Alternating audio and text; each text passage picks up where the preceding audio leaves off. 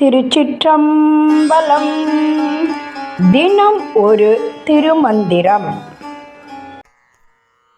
திருச்சிற்றம்பலம். பொன்னால் பூரிந்திட்ட பொற்சடை என்ன பின்னால் பிறங்க இருந்தவன் பேர் நந்தி என்னால் தோழப்படும் எம் இறை மற்றவன் தன்னால் தோழப்படுவார் இல்லைதானே. திருச்சிற்றம்பலம். திருச்சிற்றம்பலம். பொன்னால் புரிந்திட்ட பொற்சடை என்ன என்று தொடங்கும் பாடலை காணலாமா? நந்தியருள் பெற்ற வரலாறு பகுதியின் தொடர்ச்சி அல்லது இறைவனின் தனிப்பெருமை கூறும் பகுதியாக விளங்குகிறது. பொன்னால் புரிந்திட்ட பொற்சடை என்ன? தூய பசும் பொன்னை கொண்டு நெய்து வார்த்ததை போன்ற ஒளி வீசும் அழகிய பொன்னிற ஜடாமுடியை கொண்டவன். பின்னால் பிறங்க இருந்தவன் பேர் நந்தி. முதுகு பக்கத்தில் அந்த ஜடைமுடி அழகாக தொங்கி பிரகாசிக்குமாறு விற்றிருப்பவன். அவனுடைய திருநாமம் நந்தி, அதாவது சிவபெருமான் என்பதாகும். என்னால் தோழப்படும் எம் இறை அடியேனாகிய என்னால் திருமூலர் கூறுகிறார். அதனால் திருமூலரால் எந்நேரமும் போற்றி வணங்கப்படும் என் தனிப்பெரும் தலைவன் அவன். மற்ற அவன் தன்னால் தோழப்படுபவர் இல்லைதானே. அதாவது ஆனால் அப்படிப்பட்ட எல்லோருக்கும் மேலான அந்த நந்தி பெருமானால் வணங்கப்படக்கூடிய மேலான தெய்வம் என்று இந்த உலகத்தில் வேறு யாருமே இல்லை. அதாவது அவனே ஆதி அந்தமில்லாத தனி பரம்பொருள் என்று குறிக்கிறது. தங்கமயமான ஜடாமுடியை தன் பின்புறம் துலங்க கொண்டு விளங்கும் என் குருநாதனாகிய நந்தியம் பெருமான் என்னால் எந்நாளும் வணங்கப்படும் பரம்பொருள் ஆவான். ஜகத்குருவாகியவனுக்கு மேல் வணங்குவதற்கு வேறு ஒரு தெய்வமும் கிடையாது. அவன் யாரையும் தொழுவதும் இல்லை, ஏனென்றால் அவனே எல்லாவற்றிற்கும் மேலானவன் என்ற கருத்தை தெரிவிக்கிறது. இந்த பாடலை சரியாக புரிந்து கொள்ள திருமூலர் குறிப்பிடும் நந்தி என்ற சொல்லின் பின்னணியையும் சைவ சித்தாந்த கதையும் நாம் அறிய வேண்டும்.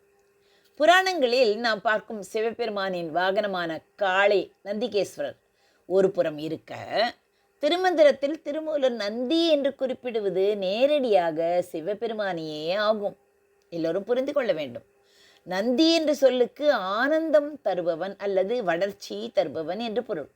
சிவபெருமான் ஆன்மாக்களுக்கு பேரின்பத்தை அள்ளி தருவதால் திருமூலர் அவரை அன்போடு நம் நந்தி, பேர் நந்தி என்று அழைக்கிறார். இந்த பாடலில் அவன் தன்னால் தொழப்படுபவார் இல்லை என்று கூறுகிறார். அவனுக்கு மேல் தெய்வம் இல்லை என்ற பொருள் இருக்கிறது. திருமூலர் வலியுறுத்துவதற்கு காரணமான ஒரு சிவ பராக்கிரம கதை இருக்கிறது. அதுவே அண்ணாமலை லிங்கோத்பவர் வரலாறு. ஒருமுறை படைப்பு கடவுளான பிரம்மனுக்கும் காத்தல் கடவுளான விஷ்ணுவிற்கும் இடையே நம்மில் யார் பெரியவர், யார் உலகிற்கு முதன்மை கடவுள் என்ற விவாதம் ஏற்பட்டு அது பெரும் போராக மாறியது.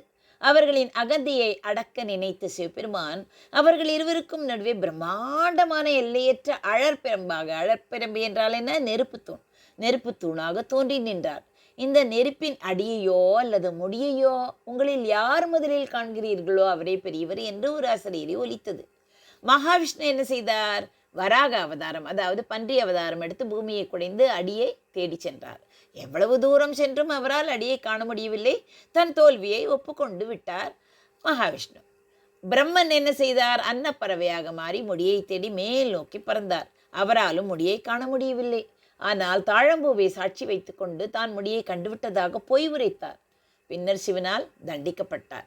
இறுதியில் இருவருமே அந்த ஜோதிப்பிழம்பின் எல்லையை காண முடியாமல் தங்களை விட மேலான ஒரு பேராற்றல் இருப்பதை உணர்ந்து சிவனின் திருவடிகளில் விழுந்து வணங்கினர்.